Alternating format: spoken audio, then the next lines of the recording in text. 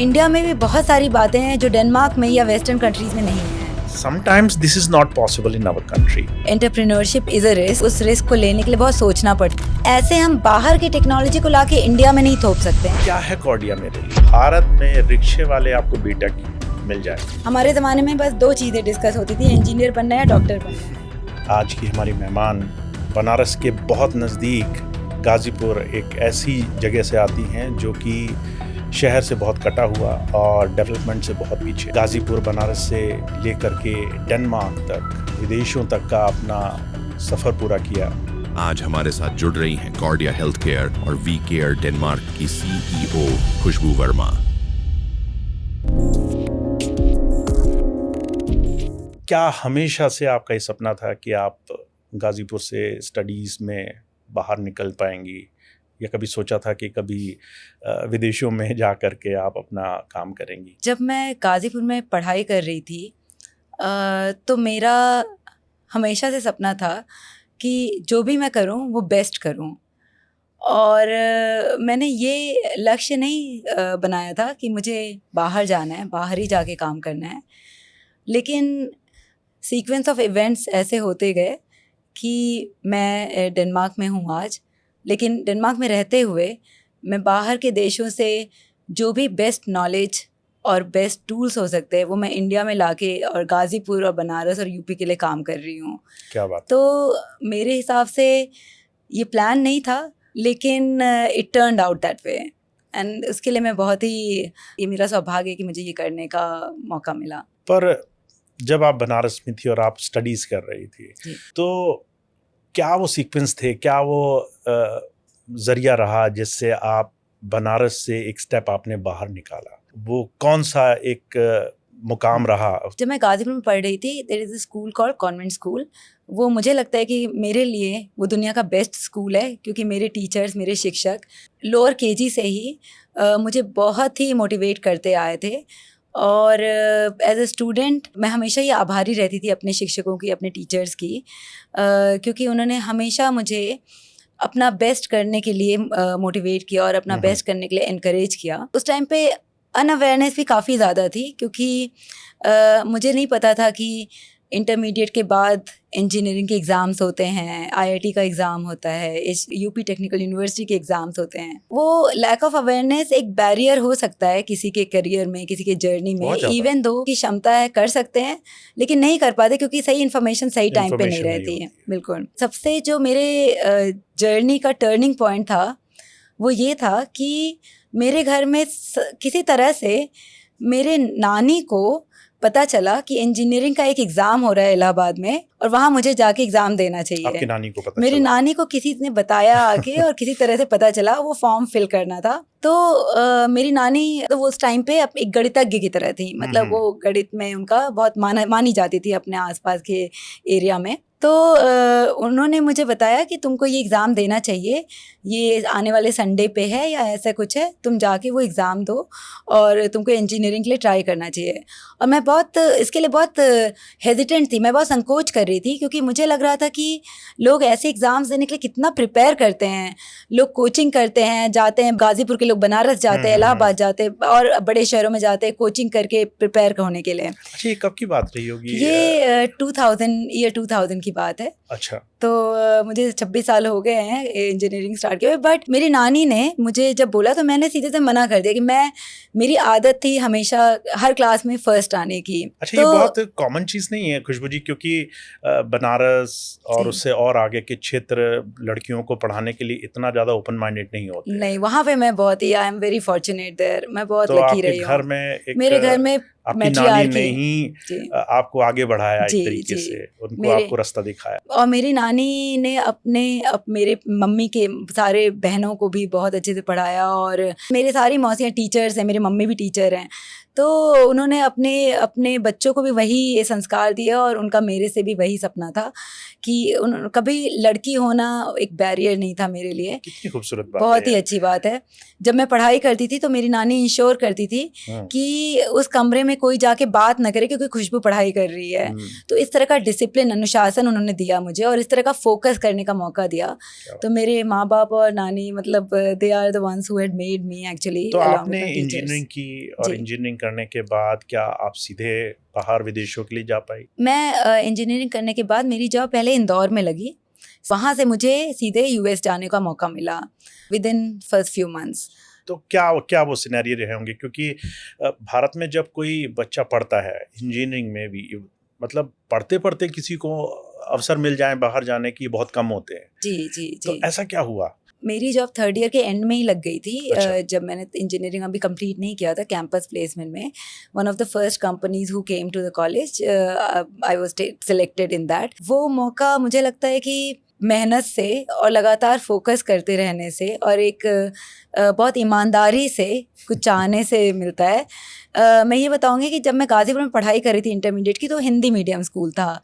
जब मैंने इंजीनियरिंग में स्टार्ट किया और नानी के इस धक्के की वजह से जब मैं इंजीनियरिंग में स्टार्ट किया, मैंने एग्ज़ाम दिया, एग्ज़ाम पास किया, मुझे बेस्ट कॉलेज में कंप्यूटर साइंस से इंजीनियरिंग करने का मौका मिला कानपुर में। जब मैंने इंग्लिश में पढ़ना शुरू किया चीज़ें, तो it was not that easy, उतना आसान नहीं था क्योंकि सारा पढ़ाई मेरी हिंदी मीडियम में हुई थी अब तक की।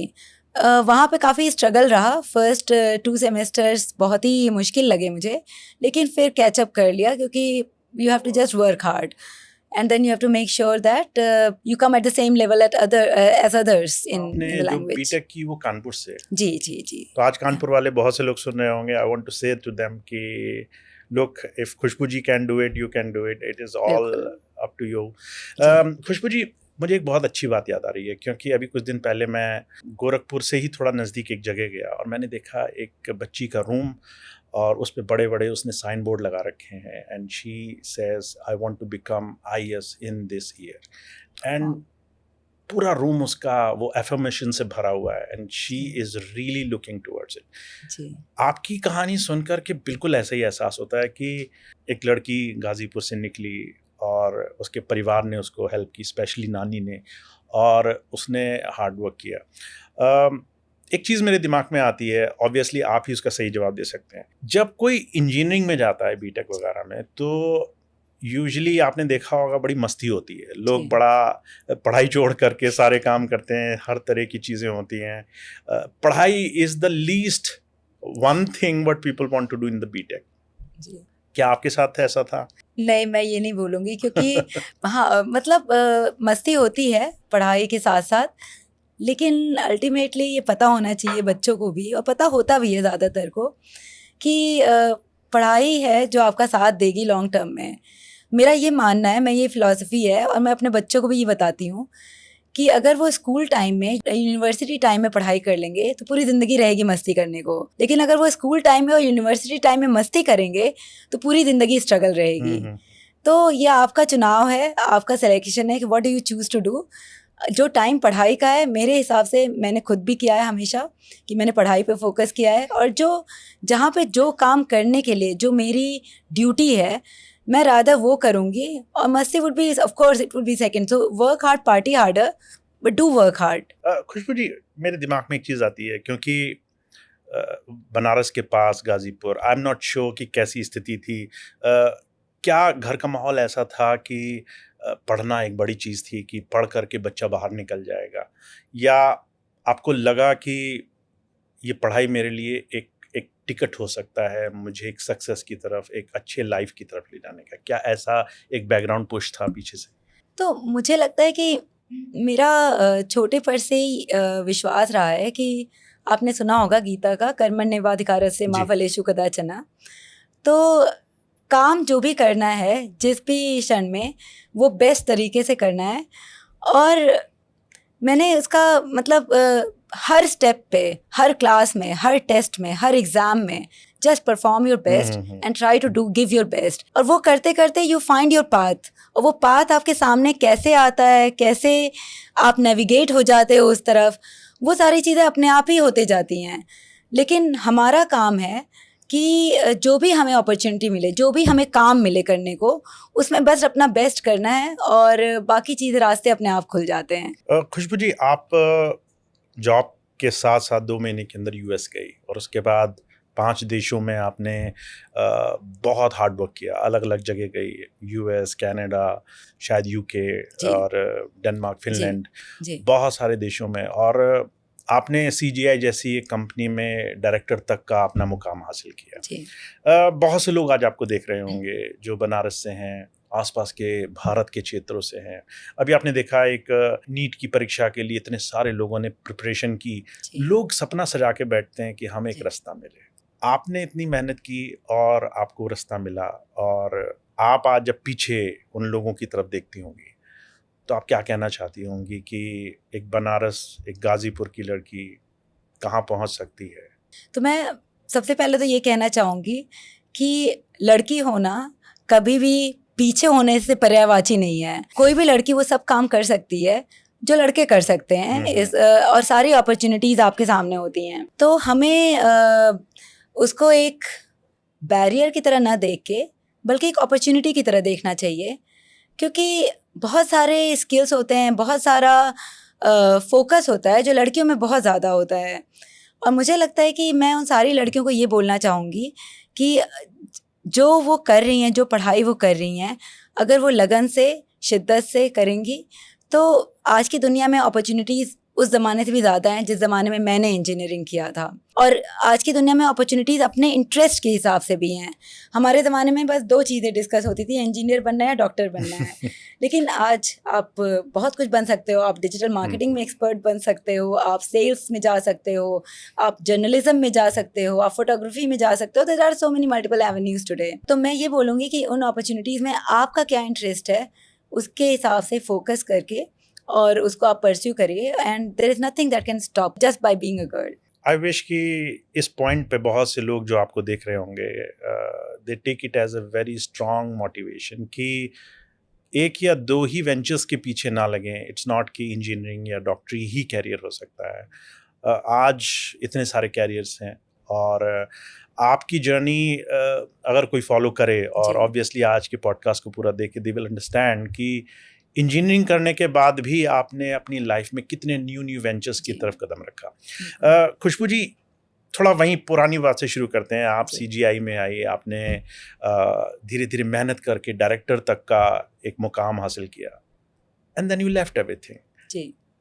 That sounds very absurd. लोग इतनी बड़ी पदवी पे, इतने बड़े पोस्ट पे आकर के उसको कैसे छोड़ सकते हैं? What is really happening there? ये बहुत ही अच्छा सवाल है और बहुत ही इंटरेस्टिंग भी है, क्योंकि जब मैं सीजीआई में एज अ डायरेक्टर काम कर रही थी तो ऑलमोस्ट मैंने जिस एरिया में मैं काम करती हूँ, डिजिटल हेल्थ में, उसमें मैंने ऑलमोस्ट वो सब कुछ अकम्प्लिश कर लिया था जो मैं करना चाहती थी। और even though I started as an engineer, I ended up into health sector. तो वो भी बहुत बड़ी बात थी, क्योंकि हेल्थ सेक्टर एक इम्पैक्टफुल डोमेन है जिसमें मैं हमेशा से शुरू से ही एक्टिव रही। बट मेरे सीजीआई या मेरा कॉर्पोरेट लाइफ छोड़ने का जो कारण था वो ये था कि मैं अपने देश के लिए काम करना चाहती थी, मैं इंडिया के लिए काम करना चाहती थी, और वो अपॉर्चुनिटी मुझे कॉर्पोरेट से नहीं मिल पा रही थी, क्योंकि इंडिया में इतनी अफोर्डेबिलिटी नहीं है अभी भी, या कॉर्पोरेट्स को लगता है कि नहीं है, और इंडिया में को एक ऐसा मार्केट की तरह वो नहीं देखते हैं जैसा वेस्ट को देखते हैं, यूके, यूएस वगैरह को देखते हैं। तो I just wanted to work for India, और मुझे लगता था कि जो भी मैंने सीखा है इन उस टाइम पे, मुझे 18 साल हो गए थे जॉब करते हुए या कॉर्पोरेट में रहते हुए और सीनियर पोजीशंस लेते हुए एंड नेशनल लेवल के प्रोजेक्ट्स भी करते हुए। तो उस 18 साल के में जो भी मैंने सीखा है, मेरा मन था कि उसको कैसे मैं इंडिया के लिए और ख़ास तौर पे यूपी, बिहार, गुजरात, इन सारे स्टेट्स में मैं इम्प्लीमेंट कर सकूं। तो क्या आप सोचती थी उस पॉइंट पे कि मुझे एक अच्छा पोस्ट तो मिल गया, मैंने काफ़ी कुछ सीख लिया, पर मुझे उन लोगों के लिए काम करना है जो जहाँ से मैं आती हूँ, क्या आप ऐसा सोचती हाँ, थी उस बिल्कुल वक्त? बिल्कुल। अच्छा Khushboo ji, just to decode this thing for the people who are listening, उनको शायद इस चीज़ का एहसास हो जाए कि एक डायरेक्टर क्या होता है। तो टू अंडरस्टैंड कि एक डायरेक्टर के पोस्ट पे आपकी सैलरी क्या रही होगी उस पॉइंट पे? आई मीन ये सवाल तो बहुत ही अच्छा है। डेनमार्क में you get much more salary, higher salary than you get in किस India. नंबर की बात कर रहे हैं हम लोग? डेनमार्क में अगर हम सैलरी की बात करें तो आज की डेट में normally salary would be like 80,000 100,000 Danish kroner, जो कि आज की डेट में 14 lakhs इंडियन रुपीस के बराबर है. और आपने per वो month. सब छोड़ दिया जस्ट टू फील कि कुछ फुलफिल नहीं है and I am not really feeling कि मैं वो कर पा रही हूँ जो मुझे करना चाहिए. जी, मैंने वो सब छोड़ा क्योंकि मुझे एक मिशन पे जाना था और वो मिशन मैं स्टार्ट कर पाई. तो मुझे छोड़ने के दुख या अफसोस से ज़्यादा मुझे इस मिशन को स्टार्ट करने की खुशी है, क्योंकि मैं वो करना चाहती थी. और अपनी कंपनी होने की वजह से आज की डेट में जब से मैंने स्टार्ट किया ये, मेरे पास 32 एम्प्लॉयज़ हैं. तो अभी भी हम छोटी कंपनी है, लेकिन हम बहुत हाई इम्पैक्ट प्रोजेक्ट्स करते हैं. हम बहुत सारी लाइफ सेव करते हैं. जॉब, जी एक सिक्योर फ्यूचर जो माना जाता है, जी. एक बड़ा पैकेज मिल जाना, जी. और उस बड़े पैकेज के बाद एक आदमी अचानक एक ऐसी बड़ी खाई में कूद जाए जहाँ सिक्योरिटी ना हो, जहाँ पे फाइनेंशियल इनकम का जी. कुछ पता ना हो, घर कैसे चलेगा. You jumped into such Entrepreneurship. या तो जी. What was going on that time in your mind कि आपको लगा कि मैं सारी सिक्योरिटीज छोड़ देती हूँ to just fulfil my dream. जी, of course entrepreneurship is a risk, और उस रिस्क को लेने के लिए बहुत सोचना पड़ता है, स्पेशली जब आपके पास एक सिक्योर जॉब है और सब कुछ सही चल रहा है. And there are multiple job opportunities otherwise as well, जो कि क्योंकि मेरे एक्सपीरियंस के हिसाब से यू ऑलवेज गेट ऑफर्स और बहुत ही ईजी है जॉब लेना. लेकिन उस सब को छोड़ के और एंटरप्रेन्योरशिप पे जा पाना, उसमें एक अलग ही चार्म है. And I wanted to do that before I get too old. इससे पहले कि मैं वो कर ही ना पाऊँ, उसके पहले मैं वो करना चाह रही थी. तो that was a perfect age, क्योंकि मेरे पास 18-20 साल का एक्सपीरियंस था. अभी भी मेरे अंदर वो क्षमता थी. I had the capacity to think about it and to execute upon it. Khushboo ji, to be very honest, आज आपने वो सब अचीव कर लिया अपने इस वेंचर से, इस एंटरप्रेन्योरशिप से. ये ट्रस्ट आपकी बात में फील होता है, but I believe that time जब आपने वो जॉब छोड़ी और एक नई दिशा में कदम उठाया जहाँ कुछ नहीं पता है, you did not have that kind of confidence कि कल भी क्या होगा. हो सकता है मैंने जो शुरू किया सब बर्बाद हो जाए, हो सकता है डॉक्टर्स मेरी बात ना माने, हो सकता है कंपनीज ना सुने, हो सकता है कुछ चले ही ना. Just let us take to that journey कि वो डरावनापन था, वो कुछ इनसिक्योरिटी थी, क्या था वो? हाँ, इनसिक्योरिटी थी और थोड़ा डर भी था ऑनेस्टली, लेकिन वो बोलते हैं ना, डर के आगे जीत है. तो हमेशा एक होप भी था. तो I am a chronic optimist. मेरे अंदर मैं हमेशा ये सोचती हूँ कि जो भी होता है बहुत अच्छे के लिए होता है, और होता भी है. मेरे साथ एटलीस्ट ऐसा ही हुआ है. प्लस फॉर्चुनेटली मेरे फैमिली ने, मेरे हस्बैंड ने बहुत सपोर्ट किया इस चीज़ में, इस एंटरप्रेन्योरशिप की जर्नी में. He never stopped me first of all, but also stood by me to get this done. तो शायद अकेले मैं नहीं कर पाती, शायद अकेले इतना बड़ा रिस्क नहीं ले पाती, लेकिन because of the support that I got and because of the banking up that I got from my family, also from my kids actually.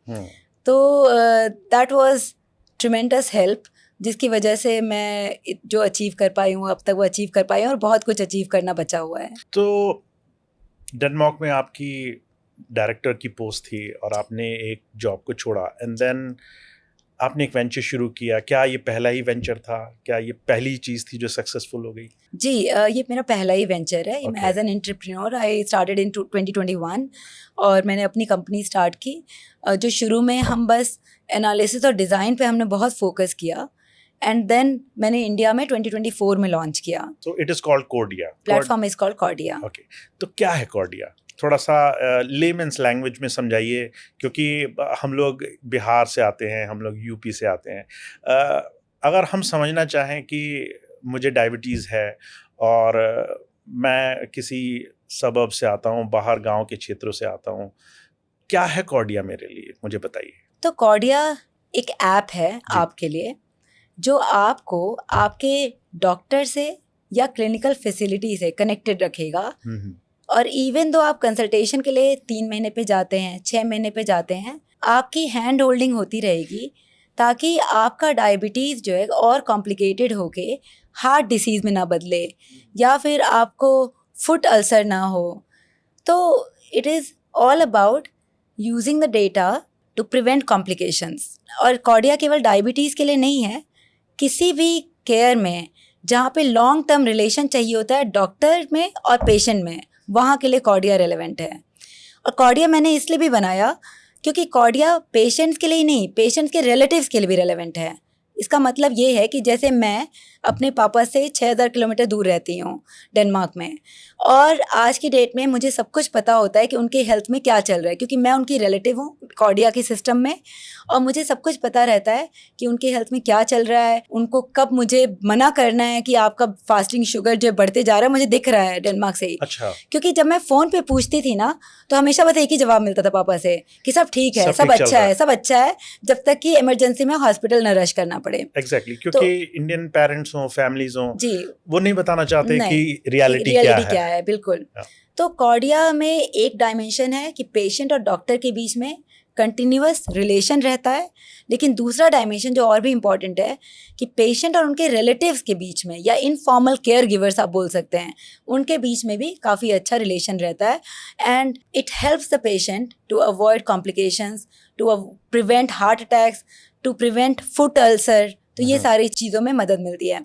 और इसके बहुत सारे एग्जांपल्स हैं मेरे पास, मैं दूंगी, लेकिन बिल्कुल। हाँ। मैं एक्चुअली थोड़ा सा और डीपली से जानना चाहता हूँ। फॉर एग्जांपल, मैं एक ऐसा आदमी हूँ जो किसी डिजीज़ में धीरे धीरे बिना जाने कहीं ना कहीं उसकी गिरफ्त में आ रहा हूँ, एंड मुझे किसी ने बताया कार्डिया ऐप यूज़ करो।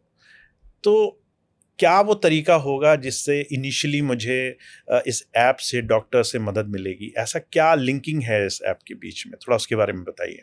जी, तो हम क्या करते हैं कि हम गिने चुने क्लिनिशियंस जो हैं, हमारे अच्छे क्लिनिशियंस से हम शुरू कर रहे हैं, और फॉरवर्ड थिंकिंग जो हों और जो टेक्नोलॉजी को अप्रिशिएट करते हों। और ऐसे हमने, जबकि मैं गिने चुने बोल रही हूँ, लेकिन हमारे देश का सौभाग्य है कि हम हज़ारों डॉक्टर्स इस तरीके के हैं हमारे देश में, unlike other parts of the world जहाँ पे बहुत कंजर्वेटिज़म बहुत ज़्यादा है। हमारे जो डॉक्टर्स हैं वो बहुत ही ओपन रहते टेक्नोलॉजी के लिए, और वो ट्राई करना चाहते हैं, अडॉप्शन बहुत हाई रहती है। तो ऐसे डॉक्टर से हम संपर्क करते हैं, उनको हम कार्डिया प्लेटफॉर्म पे लाते हैं, और जब उनके यहाँ पेशेंट आता है तो वो प्लेटफॉर्म पे अपने आप को रजिस्टर कर सकता है। और जब वो रजिस्टर कर लेगा पेशेंट, तो पेशेंट घर भी चला जाएगा, और तो उसको डायरी में कुछ लिखने की ज़रूरत नहीं पड़ेगी। वो डेटा जो है अगर सिस्टम में डालेगा, डॉक्टर को राइट अवे तुरंत दिख जाएगा।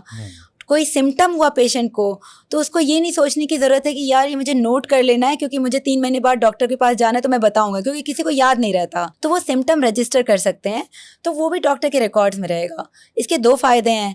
एक तो कोई चीज़ अगर अलार्मिंग है, डॉक्टर को समझ आता है कि ये बहुत रिस्की है, तो डॉक्टर ही इसमें इंटरवेंशन कर देगा, पेशेंट को बुला लेगा कॉल करके कि आप आ जाइए, आपका कुछ है डेटा जिससे दिख रहा है कि आपको आने की ज़रूरत है।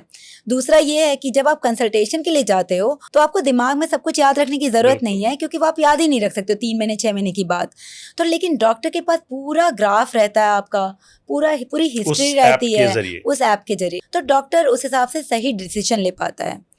तो इस तरह से पेशेंट और डॉक्टर्स एक दूसरे से कनेक्ट रह पाते हैं और एक इकोसिस्टम में रह पाते हैं। खुशबू जी, एक छोटा सा डेटा ये है कि 140 करोड़ आबादी वाले इस भारत के देश में डॉक्टर्स शायद 1000 पेशेंट्स पे एक डॉक्टर, कुछ ऐसा रेशियो है। और अगर हम डॉक्टर्स के पास जाते हैं तो हार्डली वो 2 से 3 मिनट देख पाते हैं। उसमें उन्हें ये फिगर आउट करना पड़ता है कि पेशेंट्स को क्या हो रहा है। उसमें वो कई बार बहुत रैपिडली एक डिसीजन लेते हैं, कई बार मेडिसिन लिखते हैं, कई बार चीज़ें बताते हैं। इन दैट केस आप मुझे बता रही हैं कि कार्डिया एक ऐसी ऐप है जो डॉक्टर्स के सामने डेटा इतना क्रिस्प और क्लियर रखेगा और पेशेंट अपने आप को डॉक्टर्स के साथ सारी डिटेल में कनेक्ट हो पाएगा। Is it so? जी बिल्कुल। और जैसे कार्डिया ऐप के बिना क्या होता है कि आज के डेट में डॉक्टर्स बहुत सारे पेपर रिपोर्ट्स पढ़ते हैं, और उस 5 या 2 से 3 मिनट जो आप बता रहे हो उसमें उनको कम से कम 10 पेपर्स पढ़ने होते हैं, क्योंकि वो पेपर में रिपोर्ट आता है। जब ऐप के थ्रू रिपोर्ट्स आ जाती हैं तो वो टेबल फॉर्म में होती हैं, उसमें उनको 10 पेजेस घुमाने की ज़रूरत नहीं है, दे can see it in a tabular form, in a table form. और उस स्ट्रक्चर से ही काफ़ी हेल्प मिल जाती है डॉक्टर को सही डिसीजन लेने में, और इंपॉर्टेंट डिटेल्स मिस नहीं होते हैं। वो एक चीज़ है। दूसरी चीज़ है ये जो टाइम की कमी का अभाव है, टाइम का अभाव है, उसकी वजह से क्या होता है कि डॉक्टर्स कभी लाइफस्टाइल के बारे में, डाइट के बारे में बात ही नहीं कर पाते हैं। लेकिन हम ये सब टेक्नोलॉजी से सपोर्ट कर देते हैं पेशेंट को, ताकि पेशेंट्स को पता रहे कि केवल दवाई करने से काम नहीं चलेगा, केवल दवाई इनफ नहीं है, उसके साथ साथ उनको लाइफस्टाइल इंटरवेंशंस करने ही पड़ेंगे ताकि उनका डायबिटीज़ या उनका हार्ट डिसीज़ जो है प्रोग्रेस ना करे। साथ में एक्सरसाइजेज का जैसे महत्व है, तो डॉक्टर एक्सरसाइजेज नहीं बता सकता है, लेकिन एक डिजिटल ऐप बता सकता है। जिस तरह से आपका BMI है, जिस तरह से आपका लाइफस्टाइल है, उसके हिसाब से एक ऐप जो है, टेक्नोलॉजी जो है आपको हेल्प कर सकती है। तो any time it is much time saving both for the doctors and for the patients. पर खुशबू जी, जहाँ तक मैं समझ रहा हूँ, शायद कॉर्डिया उन्हीं लोगों के लिए सफल होगा जिनके पास इंटरनेट या फ़ोन की सुविधाएं हैं, या जो लोग ऐप से रिलेटेड फ़ोन यूज़ कर सकते होंगे। और उसके हिसाब से अगर आप कैलकुलेट करें तो भारत का एक बहुत बड़ा हिस्सा छूट जाता है। आई गेस गांव और बहुत सारे लोग जो गरीबी में जी रहे हैं, आई गेस ये अभी हम वहाँ तक पहुँचने के कगार पे नहीं है इस सिस्टम के खिलाफ है। आपका क्या कहना है? जी बिल्कुल। मुझे लगता है कि कोई भी सोल्यूशन प्रॉब्लम्स को 100% नहीं सॉल्व कर सकता है, लेकिन there is always a starting point. आप कहीं स्टार्ट करते हो, और जहाँ से आप स्टार्ट करते हो मे बी आप 60% लोगों को हेल्प कर पा रहे हो, वही अपने आप में अभी बहुत है टू स्टार्ट विद। 40% जो छूट जाते हैं उनको कैसे इंक्लूड करना है, उनको कैसे स्मार्टफोन का एक्सेस देना है या डेटा का एक्सेस देना है, हम उस पर भी काम कर रहे हैं। हम प्रोजेक्ट से, NGOs के थ्रू, इसके बहुत तरीके हैं कि रिफर्बिश्ड फ़ोन डिस्ट्रीब्यूट कराना, तो हम उस दिशा में भी काम कर रहे हैं NGOs के साथ। लेकिन मेरा ये मानना है कि अगर हम 60% लोगों की भी प्रॉब्लम को सॉल्व कर सकते हैं, उनके डिसीज़ प्रोग्रेशन को रोक सकते हैं और उनको एक हेल्दियर लाइफ दे सकते हैं, तो हमारा जो अस्तित्व है, हमारा जो एग्जिस्टेंस है, दैट इज सक्सेसफुल। एक तरीके से आपका जो सफ़र रहा, मैं कह सकता हूँ बनारस या गाजीपुर, उसके पास गाजीपुर, इज इट राइट? ये इस Ghazipur. Ghazipur.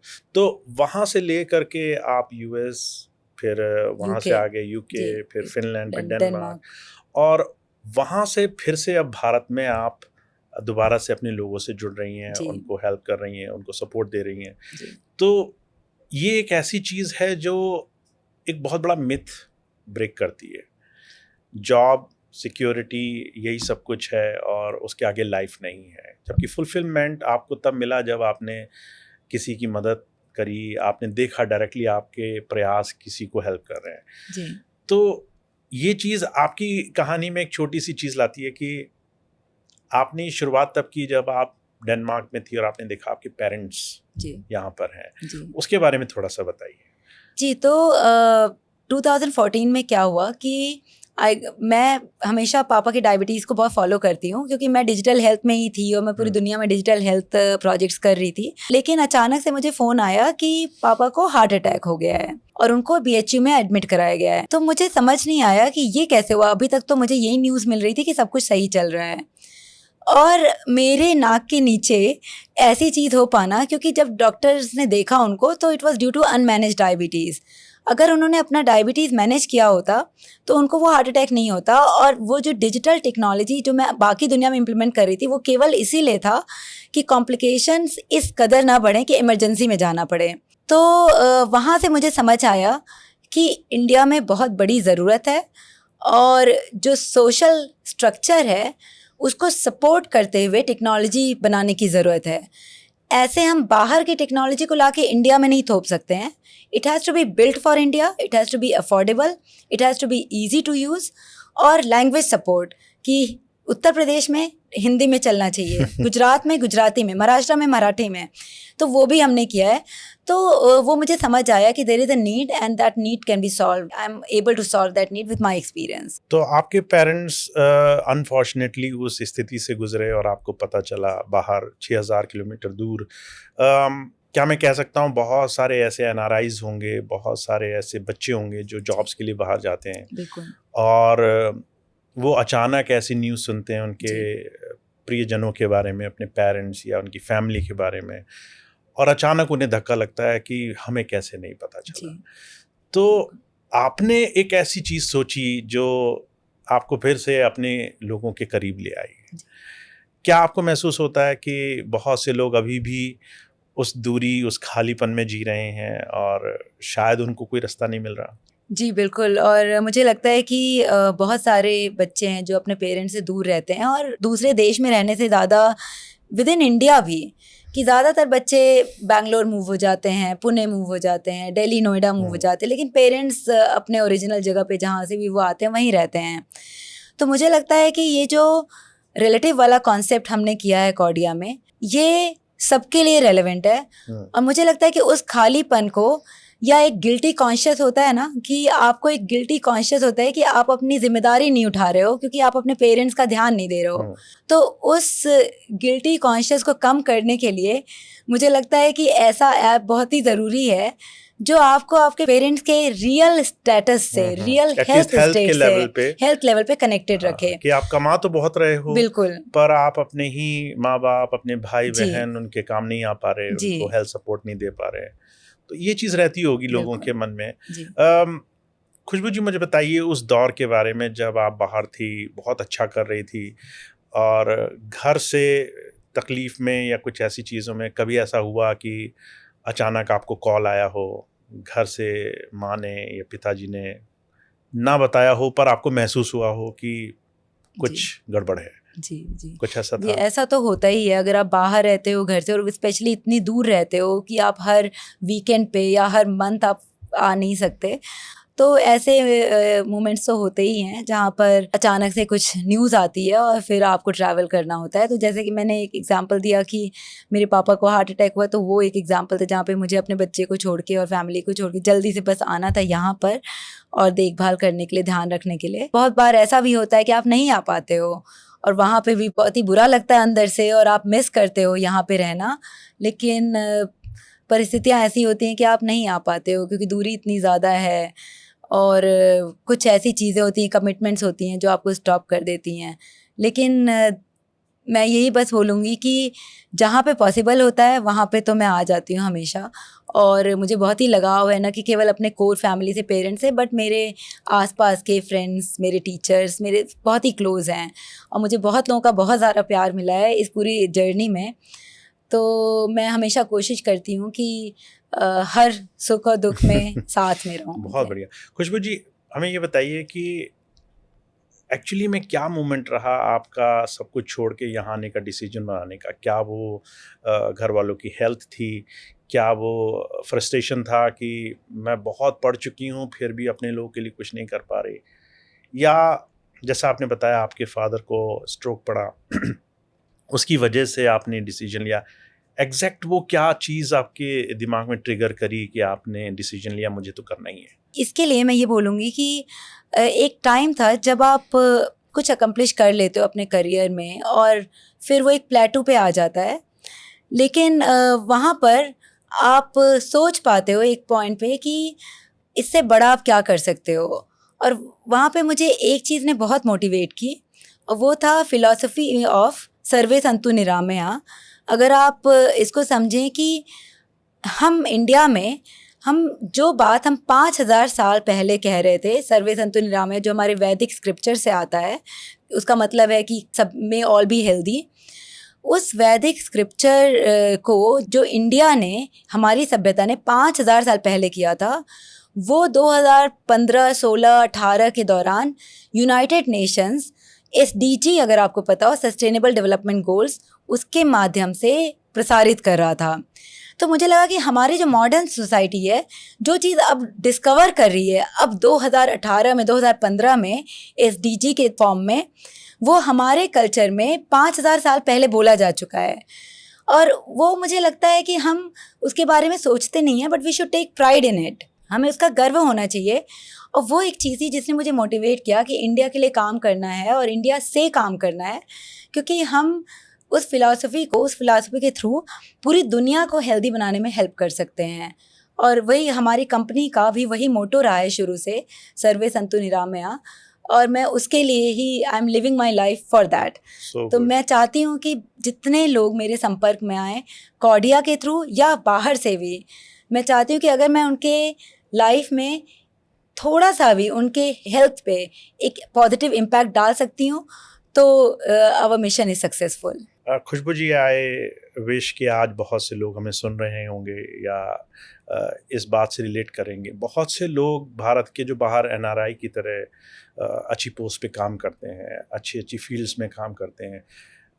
If they can see back to their country और कंट्रीमैन, जो भी लोग हैं, कि हम आगे बढ़ गए, अब हमारे लोग ऊपर उठें और वो भी उस सफलता की तरफ जाएं, और देश ऐसे करते रहे हैं। फॉर एग्जांपल इज़राइल और बहुत से देश ऐसे हैं जो बाहर जाते हैं and then they come back with technology और वो अपने लोग को ऊपर उठाते हैं। चीन ने वो किया, जापान ने वो किया, भारत के भी बहुत से लोग आज बाहर विदेशों में हैं। मैं कई बार ये सोचता हूँ कि डेनमार्क का कल्चर और इंडिया का कल्चर बहुत डिफरेंट है। आप डेनमार्क में जाएंगे और करप्शन का, फ्रस्ट्रेशन का कि कोई काम नहीं हो रहा है टाइम पे, सरकारी ऑफिसेज में आपके काम अटके हुए, ये शायद आपको वहाँ नहीं एक्सपीरियंस करना पड़ता होगा। जब आपने सोचा कि चलो भारत में कुछ करते हैं, कैसा रहा वो एक्सपीरियंस यहाँ की जो ब्यूरोक्रेसी है उसके साथ डील करने में? ये सही बात है कि Denmark one of the happiest countries in the world है, और डेनमार्क में करप्शन भी लीस्ट करप्ट कंट्री है, one of the least corrupt countries. लेकिन मैं ये भी बोलूँगी कि साथ में अगर इंडिया को कंपेयर किया जाए तो इंडिया में भी बहुत सारी बातें हैं जो डेनमार्क में या वेस्टर्न कंट्रीज़ में नहीं हैं। जैसे इंडिया में टेक्नोलॉजी एडॉप्शन बहुत फास्ट है। अच्छा। हमारे लोग जो हैं फास्ट लर्नर्स होते हैं, एंड हर चीज़ को क्विकली अडॉप्ट करना और अपने आप को एक नए तौर तरीके से ढाल लेना, ये हमारे लोगों की खूबी है जो बहुत सारे बाहर के देशों में नहीं होती, क्योंकि वो एक तरीके से काम करने के आदी होते हैं, उनका वही फॉर्मेट है, उसी तरीके से उनको चलना है, तो उसमें ट्रांसफॉर्मेशन में थोड़ा टाइम लगता है। लेकिन मैं इंडिया में ये देखती हूँ कि हाँ, ऑफ कोर्स थोड़ा ब्यूरोक्रेसी ज़्यादा है और वो धीरे धीरे बेटर हो रहा है, चीज़ें इम्प्रूव हो रही हैं, लेकिन साथ में जो टेक्नोलॉजी अडॉप्शन के लिए जो लोगों की भूख है या किसी भी तरह के नए तौर तरीकों को अडॉप्ट करने का, सीखने का, कि अगर उनको कुछ बताया जाता है तो कैसे उसको अब्जॉर्ब करना और अपने अंदर आत्मसात करना है, ये जो है इंडिया की खूबी है। और मुझे लगता है कि वहाँ पे हम बहुत आगे हैं एज़ कम्पेयर टू बहुत सारे देश। तो लोग अच्छे मिले आपको जो आपको सपोर्ट कर रहे हैं जी, पर ऑफिसेज में डील करना यहाँ भी मुश्किल रहा। बिल्कुल, यहाँ कोई भी चीज़ कराना आसान नहीं रहा, कोई भी चीज़ को ठीक तरीके से सही मुकाम तक ले जाना वो भी आसान नहीं है। Is it right if I से दिस वे? अगर एक प्रॉब्लम है कहीं पर और उसके लिए आप सही सॉल्यूशन लेके आते हो तो उसको एक्सेप्ट करने में ज़्यादा प्रॉब्लम्स नहीं है, थोड़े बैरियर्स रहते हैं, लेकिन उन बैरियर्स को क्रॉस करना है। That's how it is. आपको उनको अप्रिशिएट करना है, एडमायर करना है, उनको रिस्पेक्ट करना है, and it's fine, you cross them. और उसमें लोग सपोर्ट करते हैं। मैं पीजीआई के साथ काम कर रही हूँ, केजीएमयू के साथ काम कर रही हूँ, ये सारे पब्लिक ऑर्गेनाइजेशंस हैं, पब्लिक इंस्टीट्यूशंस और बहुत बड़े इंस्टीट्यूशंस हैं, लेकिन ये हमेशा से ओपन माइंडेड और सपोर्टिव रहे हैं और इन्होंने हमेशा साथ दिया है, क्योंकि इनको दिखा कि एक प्रॉब्लम है जिसको ये इसके थ्रू सॉल्व कर सकते हैं। तो मुझे लगता है कि आपको अच्छे लोग हर जगह मिल जाते हैं, और आपका उद्देश्य अगर अच्छा है, आपका लक्ष्य अगर अच्छा है, तो बहुत लोग जुड़ जाते हैं उससे साथ देने के लिए और आपको स्ट्रेंथ देने के लिए। तो मेरे साथ ऐसा ही हुआ है। खुशबू जी, मेरे मन में एक सवाल आता है, I don't know whether I should ask this to you. आप डेनमार्क में रही कई साल, है ना, वहाँ का कल्चर देखा, वहाँ की अच्छाइयाँ देखी, भारत आई, भारत की बहुत सी ऐसी चीज़ें देखी जो कई बार एंटरप्रेन्योर्स के लिए, कई नया काम शुरू करने वालों के लिए एक हर्डल बन जाती हैं। तो आज के इस प्लेटफॉर्म के थ्रू आप उन्हें क्या कहना चाहेंगे कि अननेसेसरी कुछ चीज़ें मुश्किल ना बनाई जाएं, चीज़ें आसान की जाएं? आज आपके पास अच्छा प्लेटफॉर्म है, शायद बहुत से हज़ारों लोग जो आपकी तरह सपना देख रहे हैं जीवन में कुछ करने का, उनके लिए चीज़ें आसान हो जाएं। तो मैं यही बोलूँगी कि जो लोग मदद करने की कैपेसिटी में हैं, जो मदद कर सकते हैं और हमारे जैसे एंटरप्रेन्योर्स को अपॉर्चुनिटीज़ दे सकते हैं, उनको देना चाहिए। ऑफ कोर्स इवैल्यूएट करना चाहिए, असेस करना चाहिए, लेकिन अपॉर्चुनिटीज़ क्लोज नहीं करनी चाहिए हाँ। बिना रीज़न के। तो मेरा यही मैसेज होगा कि अगर प्रॉब्लम है, सॉल्यूशन है, if there is a need and there is something which can solve it, the opportunities must be given in a fair manner. Very good. अभी क्योंकि मुझे एक रिसेंटली चीज़ याद आई, बिकॉज आई सी कि आपकी लाइफ में, आपके कैरियर में कंपैरिजन है जी। यूरोपियन कल्चर और इंडियन कल्चर के बीच में चीज़ों को देखने का। आपके मन में सवाल उठता होगा, ओ ये चीज़ अगर मैं डेनमार्क में होती तो बस यूं हो जाती, यहाँ ये चीज़ सालों ले गई, कई बार वो आइडिया ही ड्रॉप करना पड़ गया कुछ चीज़ों के लिए। आई जस्ट रियलाइज अभी 2 दिन पहले मैंने बात का एक इंसिडेंट सुना। एक बच्ची जो अपने बैचलर्स के लिए किसी नए कॉलेज को चुनती है, इंजीनियरिंग कॉलेज के लिए, कॉलेज की तरफ से मैसेज आया कि उसकी फ़िज़िक्स में आवर्स कम है और उसको वो आवर्स कंप्लीट करने के लिए बस 1-2 महीने के अंदर एक टेस्ट देना है ताकि वो उस चीज़ में दोबारा से आ सके। Sometimes this is not possible in our country. एक छोटे से एग्ज़ाम के लिए कई बार हमें सालों इंतज़ार करना पड़ जाता है, दोबारा से प्रिपरेशन करनी पड़ जाती है, दोबारा से चीज़ें करनी पड़ जाती हैं। तो इस तरह का कंपैरिजन जब आप देखते हो डेनमार्क में, यूएस में, यूके में और यहाँ भारत में, ऑफ कोर्स आप यहाँ काम कर रहे हो, तो आपको लगता होगा कि ये चीज़ आसान हो जाती, तो लाइफ शायद बहुत स्मूथ हो जाती, आप जैसे हज़ारों लोगों की जो लाइफ में बहुत कुछ करना चाहते हैं देश के लिए। जी। नहीं, ये बिल्कुल सही बात है, स्पेशली स्टूडेंट्स के लिए। स्पेशली मुझे लगता है कि इंडिया में जो मेंटल बर्डन है स्टूडेंट्स पे, वो काफ़ी ज़्यादा है। और ऐसा नहीं कि अपॉर्चुनिटीज़ कम है, अपॉर्चुनिटीज़ भी बहुत ज़्यादा है, लेकिन समहाउ हमारा education system is built upon having a lot of mental burden for the kids. और उसको हम कैसे कम कर सकते हैं, या जो एंटरप्रेन्योर बनना चाहते हैं उनकी जर्नी में हम कैसे सपोर्ट कर सकते हैं, एडमिनिस्ट्रेटिव हम कैसे ऊपर उठ सकते हैं, वो बहुत ही एनकरेजिंग होगा और लोग फिर और आगे आ पाएंगे और रिस्क ले पाएंगे। अभी क्या लगता है कि बैरियर ज़्यादा दिखते हैं, तो उसकी वजह से बहुत लोग अपने आप को दे होल्ड देमसेल्व्स बैक। तो अगर थोड़ा सपोर्ट रहेगा, ओपननेस रहेगी, इनोवेशन के लिए थोड़ा सा एनकरेजमेंट रहेगा, तो लोग केवल पढ़ाई, जॉब और फैमिली के अलावा भी इनोवेशन, रिसर्च वगैरह भी सोच पाएंगे। तो वो जो ओपन माइंडेडनेस सोसाइटी में चाहिए, वो हम सीख सकते हैं। वो हम बहुत सारे डेनमार्क जैसे देश से सीख सकते हैं, जहाँ पे काफ़ी एनकरेजमेंट मिलती है पढ़ने के लिए। स्टूडेंट्स को पैसे मिलते हैं, like they don't pay a fees but they get money from the government to study in university. Exactly. और जैसे छोटे बच्चों को भी हमेशा ध्यान रखा जाता है कि उनके लिए एकेडमिक्स में स्ट्रांग रहने से ज़्यादा इम्पॉर्टेंट है कि उनके लिए पढ़ाई की इच्छा होना। और इस पे ध्यान देते हैं कि बच्चे में ये कैसे बिल्ड किया जाए कि उसमें खुद लगन हो पढ़ाई करने की, और वो खुद से क्यूरियोसिटी के साथ इंफॉर्मेशन, फोर्स कर रहे हैं। एग्जैक्टली, उसको पुश करने के बजाय वो बच्चा खुद से नॉलेज को पुल करे। तो ये पर्सनैलिटी क्रिएट करने पे ध्यान दिया जाता है। तो मुझे लगता है कि हम सीख सकते हैं काफ़ी कुछ, और हम सीखने में अच्छे हैं, तो मुझे ये भी पता है कि हम सीख लेंगे। We'll get there. खुशबू जी, आपसे अच्छा इस वक्त कौन होगा जो हमें ये बताए कि डेनमार्क में, आपने अभी बोला कि लोग वहाँ के सबसे खुश हैं।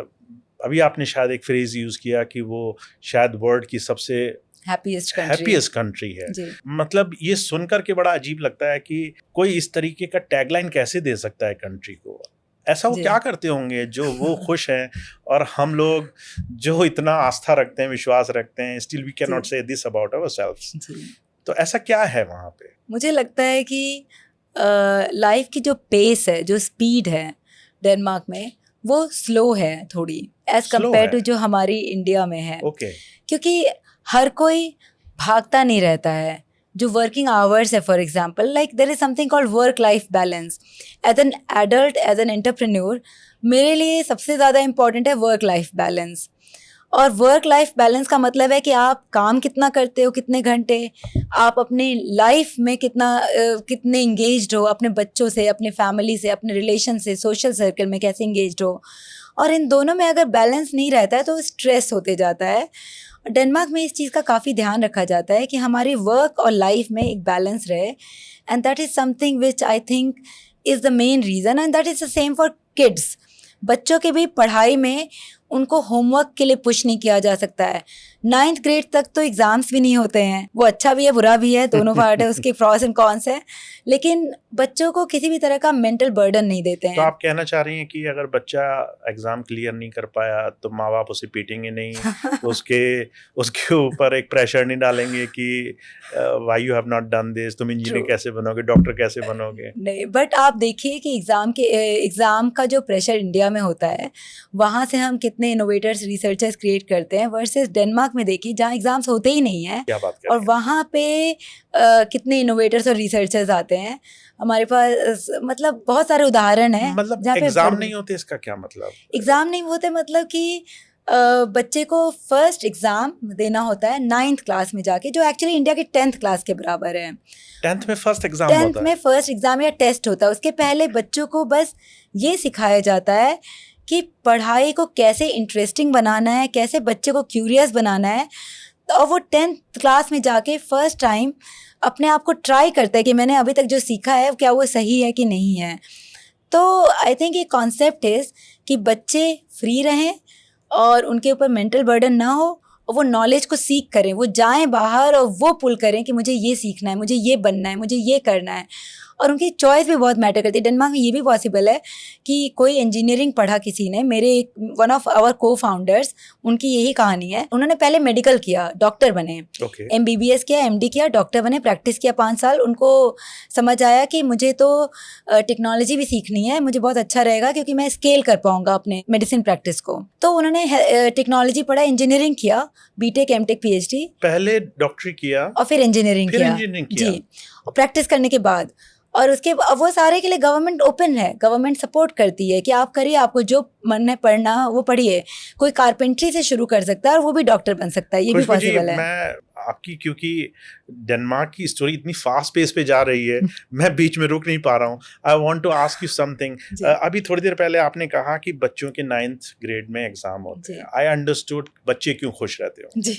आई अंडरस्टूड कि वर्ल्ड की हैप्पीएस्ट कंट्री में बच्चों का योगदान कैसे अच्छा हो सकता है। They don't need to face that kind of जी। डिस्क्रिमिनेशन, तुम अच्छे तुम बुरे, जी, जी। फर्स्ट सेकंड थर्ड, इतना प्रेशर नहीं। घर वालों का सिर्फ अच्छे नंबर्स लाने के लिए हर रोज एक वो प्रेशर बिल्डअप, जी, आई वो कैन नहीं है। Understand this is going so well. जी। आपने बोला कि उसके बाद भी लाइफ में चॉइसेस हैं जी। और गवर्नमेंट सपोर्ट करती है, गवर्नमेंट आपको चाहती है कि आप खुश रहें। हाँ, गवर्नमेंट ये चाहती है कि आप वो करें जिसमें आपका इंटरेस्ट है और आप उसमें बेस्ट करेंगे। अगर आपको किसी कुछ करने के लिए पुश किया जाता है तो अक्सर आप बेस्ट नहीं कर दे पाते हो अपना। आप काम करते हो, you do the job for the sake of the job, but there is much more than if you have that fulfillment because you love the job, you are passionate about it, you are driven for that, then it's a totally different story. तो government इसको खुशबू जी, support मैं करती है। आपको contrast दिखाना चाहता हूँ। भारत में रिक्शे वाले आपको बीटेक मिल जाएंगे, दे आर बीटेक और LLB पढ़े हुए या इस तरह की बड़ी बड़ी डिग्रीज किए हुए लोग, वो पानी बेच रहे हैं, वो छोटी छोटी सेल्स की जॉब कर रहे हैं। I don't know how much you aware of this situation. Bharat में डिग्री पे बहुत जोर है, जी। पर उसके बाद क्या, उसके बाद जी। आपको क्या मिलेगा उससे? Nobody talks about it. लोग बस ये सोचते हैं कि एक अच्छी पोस्ट, एक अच्छी जॉब वो सिर्फ डिग्री के बाद मिल सकती है। जी। और आप कह रही हैं कि दुनिया की सबसे जो खुश कंट्री है, हैप्पीएस्ट कंट्री है, उसके लिए सारे बैरोमीटर मायने नहीं रखते हैं। वो चाहते हैं बस आप खुश रहो। जी, वो चाहते हैं कि आप वो करो जिसमें आपका पैशन है। बिल्कुल। और उस कंट्री को छोड़ के आप भारत में दोबारा आ गई। हाँ, क्योंकि मैं भी वही कर रही हूँ जो मेरा पैशन है। तो मैं डेनिश फ़िलॉसफ़ी फॉलो कर रही हूँ, बट मेरा पैशन है इंडिया के लिए काम करना और यहाँ पे हेल्थ स्टैंडर्ड्स को इम्प्रूव करना, जो कि मैं केवल और केवल टेक्नोलॉजी के थ्रू कर सकती हूँ, क्योंकि हमारे हेल्थ स्टैंडर्ड्स अनफॉर्चुनेटली काफ़ी गिर गए हैं पिछले 2 डेकेड्स में। जब से मैंने इंडिया छोड़ा है तब से मुझे लगता है कि बहुत डिफरेंस दिखता है, और मुझे लगता है कि हर घर में आपको डायबिटिक लोग मिल जाएंगे, कार्डियोवैस्कुलर डिसीजेज मिल जाएंगी। Yes. तो उसको कैसे रिवर्ट किया जाए, उसको कैसे बदला जाए, वो मेरा पैशन है और मैं वो पैशन फॉलो कर रही हूँ। तो I मैं wish खुश हूँ। कि आप कॉर्डिया के साथ एक डेनमार्क की जो हैप्पी वाली वाइब है वो बिल्कुल, भी ऐड कर सकती, मकसद है वो ताकि हमारा। बहुत से लोग एटलीस्ट ये समझ सकते हैं कि लाइफ में वर्क लाइफ बैलेंस या जो रोज का जीना, जी if I may phrase this way, कि आप हर रोज अपने लिए भी जियो, जी सिर्फ किसी चीज को फॉलो करते करते अपनी लाइफ ना गुजार दो, आप अपने लिए जी भी जियो। ऐसा कुछ आपकी लाइफ का एक पर्पस होता है। बहुत बहुत इस पॉइंट पे मैं आप सबको कॉर्डिया के लिए और सब तमाम चीज़ों के लिए धन्यवाद भी कहना चाहता हूँ कि आपने ये वेंचर शुरू किया। कुछ और प्रश्न हैं खुशबू जी जो मैं चाहता हूँ कि, क्योंकि आज बहुत से यूथ आपको देख रहे होंगे, एक बनारस की लड़की, स्पेशली लड़की जो आज से 20 साल पहले, 26 साल पहले लोग सोचते नहीं थे, वो निकली और बहुत आगे तक गई। एक आदमी अगर पढ़ के आगे बढ़ता है तो वो आगे बढ़ रहा है, लेकिन अगर एक लड़की पढ़ के आगे बढ़ती है तो उसका पूरा परिवार आगे बढ़ता है, उसकी पूरी जनरेशन्स आगे बढ़ती हैं। और वही एग्जांपल जो मैंने नानी का दिया था अपने, तो मेरे घर में जितनी भी मौसियाँ थी सारी well educated masters degree holder उस ज़माने में थी, और सारी टीचर्स बन पाई, और उन्होंने अपने परिवार में अपने घर की लड़कियों को वही इंकरेजमेंट दी। तो मुझे लगता है कि बहुत इम्पॉर्टेंट है सोसाइटी के लिए कि women are educated and empowered, और उनको किसी तरह से ये ना देखा जाए कि ये इम्पॉर्टेंट नहीं है, वो उससे सोशल फैब्रिक खराब होगा। ऑब्वियसली आई डोंट नो, ये गाजीपुर गांव है कोई? गाजीपुर छोटा शहर है, हम we take pride in being from Ghazipur, तो मतलब और गांव में होते होने में भी प्राइड है। पर आप लोग थोड़ा रिच फैमिली से आते थे या मिडिल क्लास? जी। तो आई बिलीव आपसे 26 साल पहले चारों तरफ लोग कहते होंगे क्यों पढ़ा रहे हो, क्यों इतना पैसा खर्च कर रहे हो, है ना? क्या आपने फेस किया वो सब? नहीं, मैंने ऑनेस्टली ये नहीं फेस किया, लेकिन मुझे पता है कि बहुतों ने फेस किया। मैंने नहीं फेस किया, लेकिन मेरे क्लास में बहुत सारी लड़कियां थी। मैं गर्ल्स कॉलेज से ही पढ़ी हूँ, गर्ल्स स्कूल से ही, तो मुझे पता है कि बहुत सारी लड़कियों को बहुत बाधाएं होती थी। उनको घर में खाना बनाने के लिए भी बोला जाता था, होमवर्क करने से ज़्यादा खाना बनाना इंपॉर्टेंट है या घर के काम करना इंपॉर्टेंट है। मैं भी मिडिल क्लास फैमिली से आती हूँ, लेकिन मेरे घर में सबको पता था कि या तो मैं खाना बना सकती हूँ और या तो मैं अपना करियर बना सकती हूँ। तो उन्होंने मुझे हमेशा चूज़ कराया कि तुम अपना करियर बनाओ, खाना बाद में बन जाएगा। तो उस तरीके से अगेन बहुत सारी लड़कियां होती हैं, ऑफ कोर्स मैंने भी देखा है, जहाँ पे उनकी प्रायोरिटीज़ डिफरेंट थी मेरी प्रायोरिटीज़ से।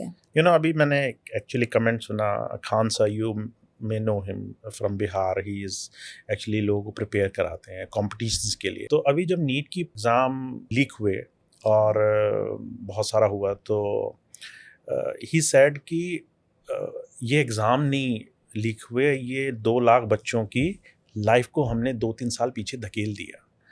एंड स्पेशली गर्ल्स जिनके घरों में बोला जाता है कि तुम्हारे पास 2 महीने हैं, हम तुम्हें 2 महीने दे रहे हैं, तुम या तो ये एग्ज़ाम क्लियर कर लो, either we will marry you.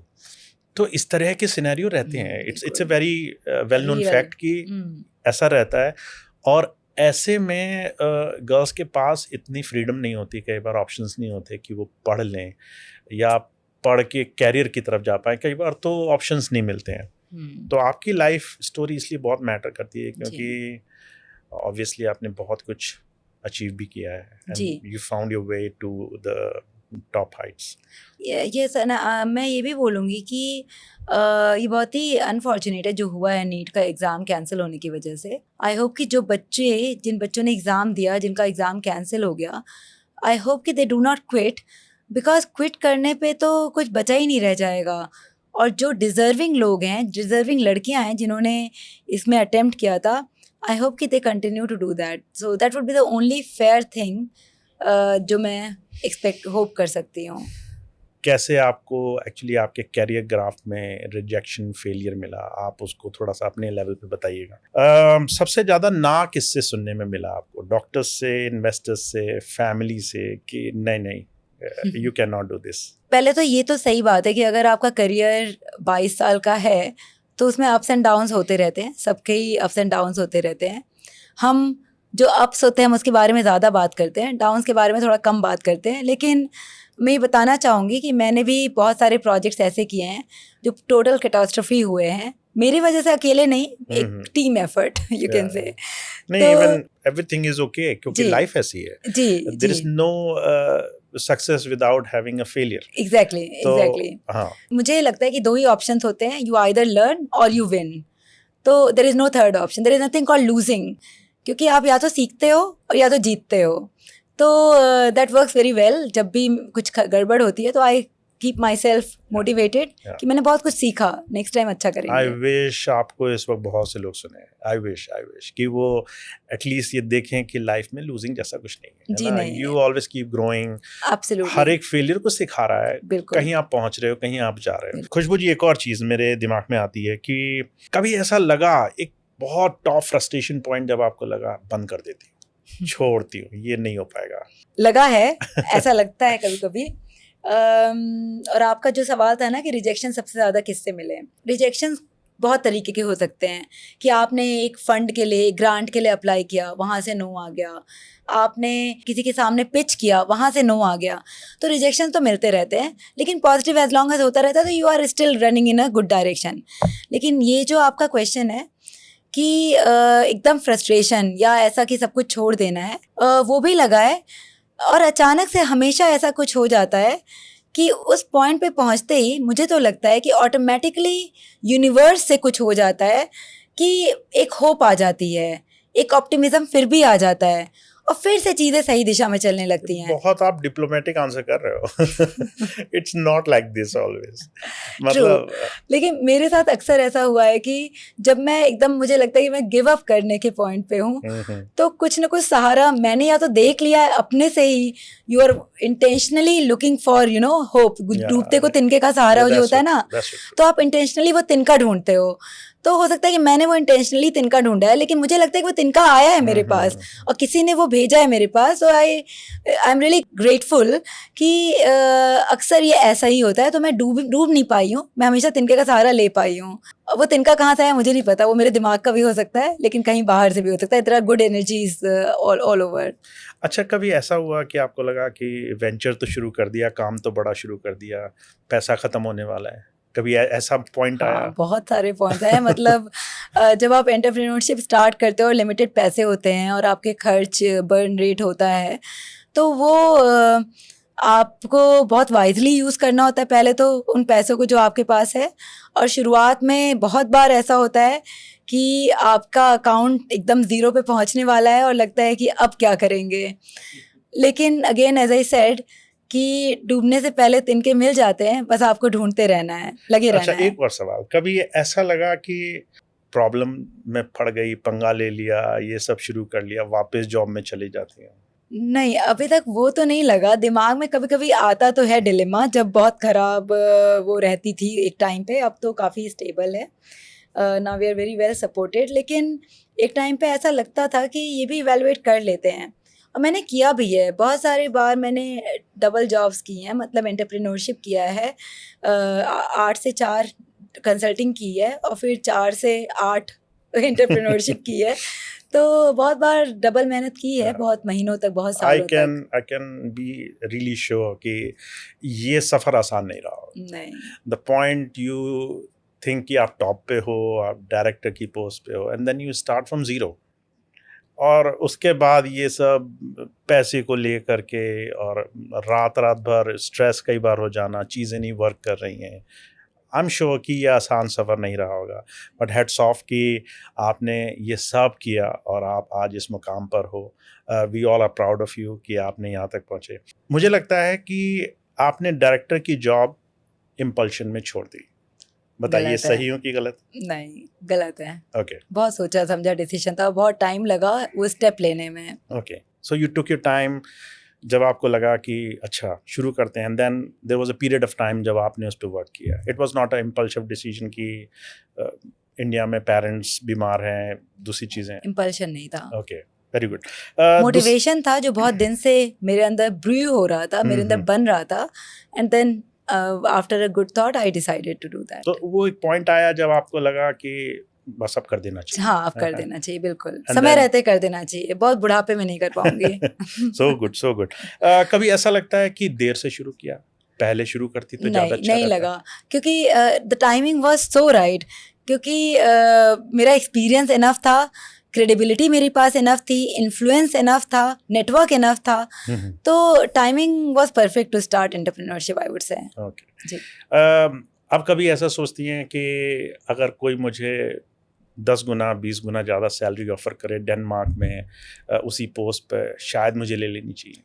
मेरे पास आज की डेट में जो 32 एम्प्लॉयज़ हैं, मेरी रिस्पॉन्सिबिलिटी है उनको कंटिन्यू रखना अपने एम्प्लॉयमेंट में, और मुझे नहीं लगता कि मैं कोई बहुत बड़ी सैलरी मुझे अट्रैक्ट कर पाएगी अपने इन एम्प्लॉयज़ को। और ये जो सारे पेशेंट्स हैं और ये जो सारे डॉक्टर्स हैं जो सिस्टम यूज़ कर रहे हैं, I don't think any salary can beat that motivation The point of satisfaction you exactly feel the fulfillment. also great. तो I think Now at this point अगर आपके पेरेंट्स वो आपको देखें तो वो क्या कहेंगे कि we are proud of Khushboo now, और जब वो CGI में डायरेक्टर थी, या वो बार बार टोकते होंगे अरे तब तो तुम बॉस थी, अब तो कहाँ भाग रही हो?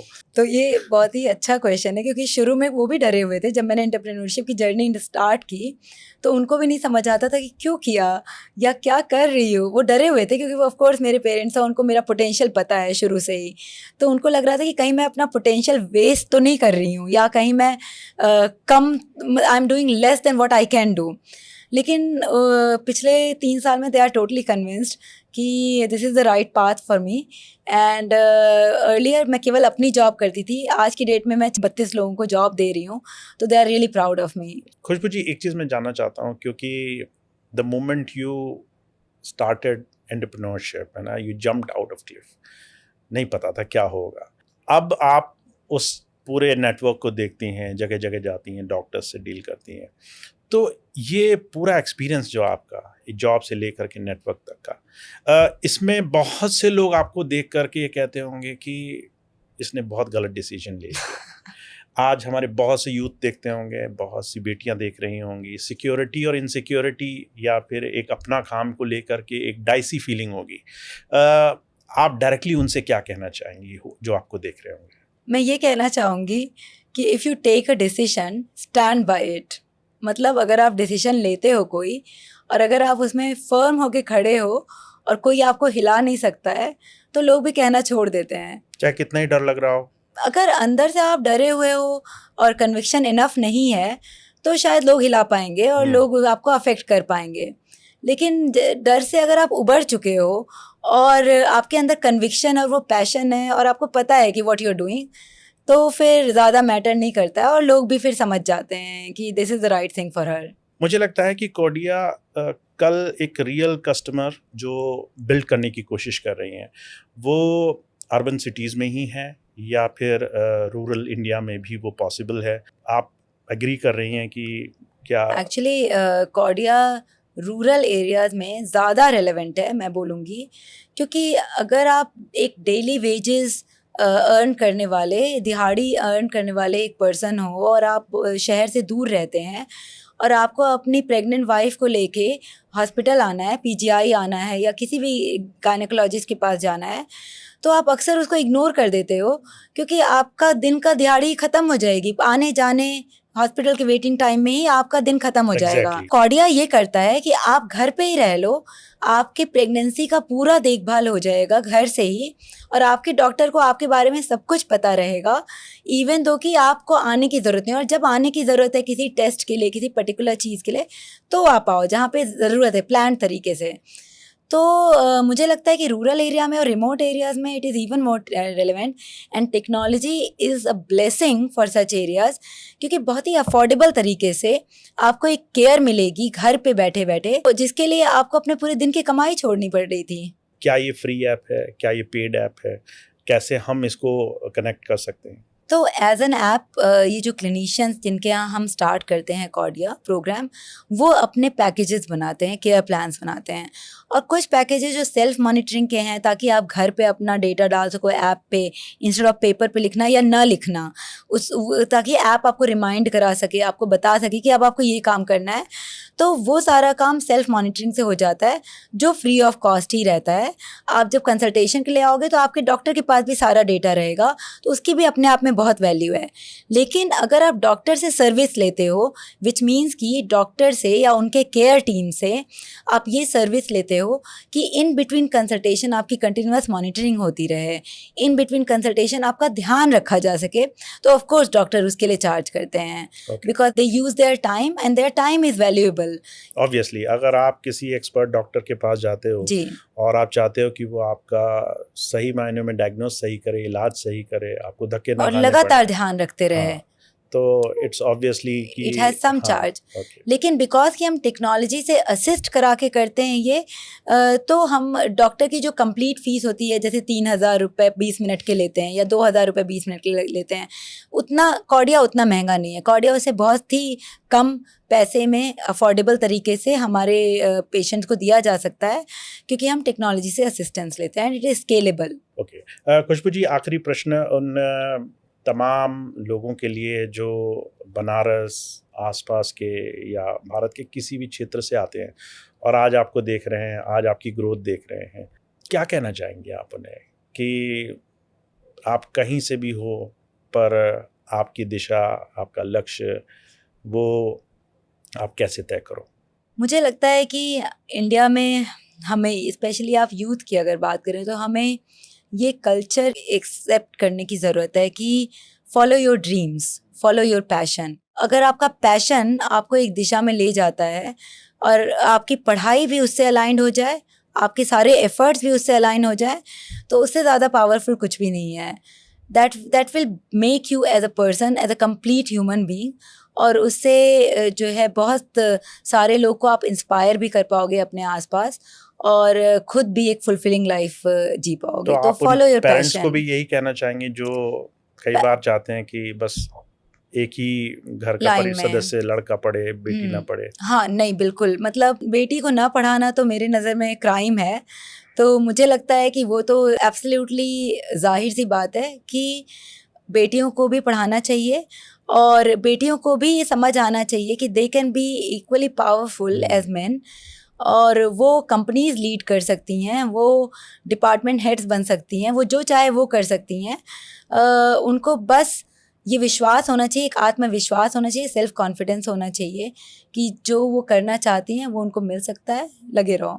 सो गुड खुशबू जी, बहुत मज़ा आया आपसे बात करके, एंड आई नो कि आपका सफ़र बड़ा ऊपर नीचे अलग अलग दिशाओं में होकर के गुजरा, पर आपने बहुत अचीवमेंट और ऐसी ऐसी चीज़ें की जो सिर्फ आप तक ना रहें बल्कि लोगों के जीवन में भी खुशियाँ लाएं, उनके जीवन में भी नॉर्वे की तरह एक हैप्पीनेस उनके जीवन में लेके आए, डेनमार्क की तरह उनके जीवन में खुशियाँ लेकर आए। थैंक यू सो मच आज हमसे बात करने के लिए, हमारी यूथ को इंस्पायर करने के लिए।